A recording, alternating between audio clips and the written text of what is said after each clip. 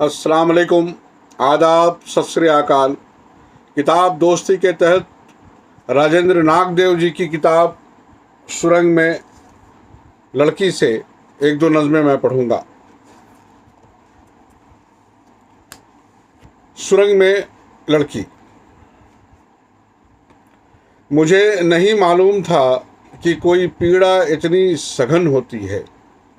मुझे नहीं मालूम था कोई पीड़ा इतनी सघन होती है। पत्नी से कहा मैंने, चाय का पतीला रहने दो चूल्हे पर, वो फिर भी पी जा सकती है। अभी इस वक्त बहुत ज़रूरी है एक पीड़ा की सुरंग तक चलना मेरे साथ। मुझे नहीं मालूम था कि कोई पीड़ा इतनी सघन होती है। पत्नी से कहा मैंने, चाय का पतीला रहने दो चूल्हे पर, वो फिर भी पी जा सकती है। अभी इस वक्त बहुत ज़रूरी है एक पीड़ा की सुरंग तक चलना मेरे साथ। उससे भी अभी अभी भोपाल शहर की एक लड़की गुजरी है। हमें सिर्फ पीड़ा की सुरंग से गुजरने का थोड़ा अनुभव करना है। सुनो, मैं भयभीत हूँ, मुझे उस सुरंग तक तुम्हारा साथ चाहिए। भोपाल शहर की एक लड़की गुजरी है। हमें सिर्फ पीड़ा की सुरंग से गुजरने का थोड़ा अनुभव करना है। सुनो, मैं भयभीत हूँ, मुझे उस सुरंग तक तुम्हारा साथ चाहिए। कि भय आधा आधा बढ़ जाए, हमने सुरंग के साथ साथ पांव रखे।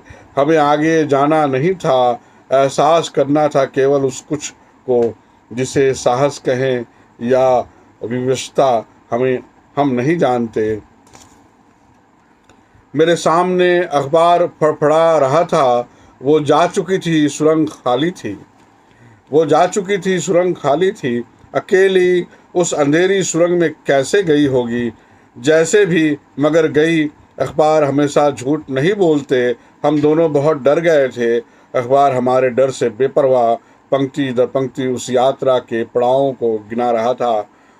लड़की ने दुपट्टा उठाया, पहले मरोड़कर उसे फिर रस्से का आकार दिया, घूमते पंखे का स्विच बंद किया। ये हरा संकेत था किसी यात्रा का। उसने फिर स्टूल को पंखे के ठीक नीचे सरकाया, पंखे और स्टूल के मध्य की ऊंचाई को आंका। रसायन शास्त्र की पोथी स्टूल पर जमाई, उस पर ऑक्सफोर्ड का मोटा शब्दकोश। अब सब ठीक था। उसके बाद वो हो गया। काली अंधेरी सुरंग में एकाकी यात्रा आरंभ हुई, जहाँ कहाँ जाकर खत्म हुई होगी हमें नहीं मालूम। हमने सुरंग के मुहाने से झांक कर देखा। दो छोटे छोटे कोमल पाँव के निशान थे, दूर तक जाते, और उनमें चप्पलें नहीं थी। हम और डर गए। पाँव के निशान हूबहू हमारे मोहल्ले के कई बच्चों के पाँव से मिल रहे थे। हमने अखबार से पूछा, फिर क्या हुआ? उसने कहा, लड़की की जेब से कागज़ का एक पुर्जा मिला। अक्षर कांप रहे थे। पापा क्षमा करना, 80% अंक ही ला सकी। अगले जन्म में 90 की कोशिश करूंगी। हम सुरंग के मुहाने से पलट कर चले आए। पूरी सुरंग हमारे अंदर है अब। दो पाँवों के चलने की धीमी धीमी आवाज़ आ रही है। पता नहीं कब तक आएगी। पतीले की चाय उबल कर चूल्हे को बुझा चुकी। मैं अखबार सरका देता हूँ। उसके बाकी सारे पृष्ठ खाली हैं। उसके बाकी सारे पृष्ठ खाली हैं। सुरंग में लड़की। एक और कविता, एक और नज्म राजेंद्र नागदेव जी की। जहर। बहुत दूर तक नहीं जाना है, आस पास ही देखना है। बगल में सहमी सहमी खड़ी हवा को छूना है, समझने के लिए कि जहर क्या होता है। बहुत दूर तक नहीं जाना है, आस पास ही देखना है। बगल में सहमी सहमी खड़ी हवा को छूना है, समझने के लिए कि जहर क्या होता है। आभार किसी का कि हम जीवित हैं अभी तक मुर्गियां दे सकती हैं अंडे, चूजों के साथ चुग सकती हैं दाने। अभी तक बकरियां चर सकती हैं हरी घास। अभी तक चिड़िया सकोरों से पी सकती है पानी, क्योंकि मुर्गियों, बकरियों, चिड़ियों की कोई विचारधारा नहीं होती। क्योंकि मुर्गियों, बकरियों, चिड़ियों की कोई विचारधारा नहीं होती। अभी तक डरे हुए से ही सही बैठ सकते हैं बरामदे में चाय के साथ पीते हुए अखबार, जबकि हम नहीं जानते अखबार के पीछे की हवा कब हथियार में बदल जाए। अभी तक डरे हुए से ही सही बैठ सकते हैं बरामदे में चाय के साथ पीते हुए अखबार, जबकि हम नहीं जानते अखबार के पीछे की हवा कब हथियार में बदल जाए। कल दूर वो जो धब्बा सा था वहाँ काले बवंडर में बदल गया है। चिड़ियों, मुर्गियों, बकरियों तक को हो जाना चाहिए सावधान। कोई विचारधारा उनके लिए भी गढ़ी जा रही होगी, कहीं लिखी जा रही होगी उनके लिए आचार संहिता, लिखी जा रही होगी उनके लिए आचार संहिता। राजेंद्र नागदेव जी की एक और छोटी सी कविता, अंगारा।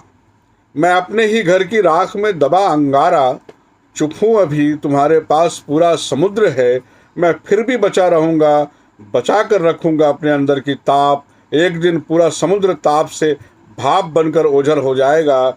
मैं सदियों से सुलग रहा हूँ मौन, सदियों तक और सुलगते रहना मुझे स्वीकार नहीं अब।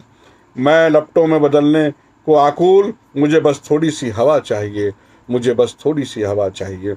मैं अपने ही घर की राख में दबा अंगारा, चुप हूँ अभी तुम्हारे पास पूरा समुद्र है, मैं फिर भी बचा रहूँगा अपने अंदर की ताप। एक दिन पूरा समुद्र ताप से भाप बनकर ओझल हो जाएगा। मैं सदियों से सुलग रहा हूँ मौन, सदियों तक और सुलगते रहना मुझे स्वीकार नहीं अब।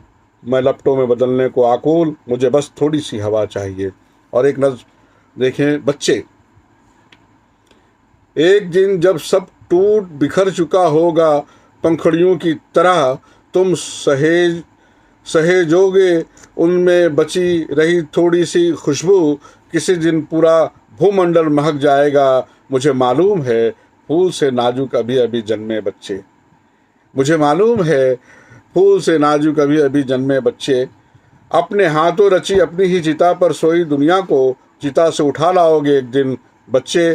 तुम्हारे देह वृक्ष की तरह बढ़ेगी, फैलेगी, कठोर होगी, उस पर समय का नियंत्रण होगा तुम्हारा नहीं। यहाँ विवश होंगे तुम, पर मन में से सब बचा कर रखना, जैसे बिल्ली अलमारी के किसी कोने में या पलंग के अंधेरों में चुपचाप पालती है पिल्लों को। ज्ञान, ध्यान, दर्शन, धर्म, विज्ञान मेरे बच्चे, या पलंग के अंधेरे में चुपचाप पालती है पिल्लों को। ज्ञान, ध्यान, दर्शन, धर्म, विज्ञान मेरे बच्चे निष्कर्ष पर परखे जा चुके हैं।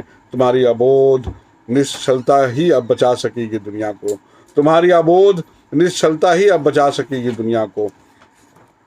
सुरंग में लड़की से राजेंद्र नागदेव जी की चंद नज़्में मैंने यहाँ आपके सामने पेश की और आपने सुना।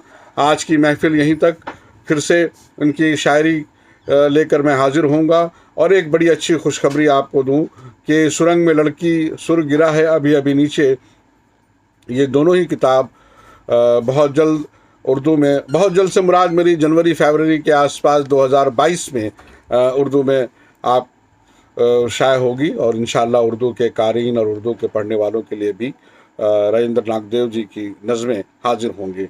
आज के लिए बस इतना सा। मैं शायरी का मुदीर शहाब अख्तर, झरिया, धनबाद, झारखंड से। खुदा हाफिज़।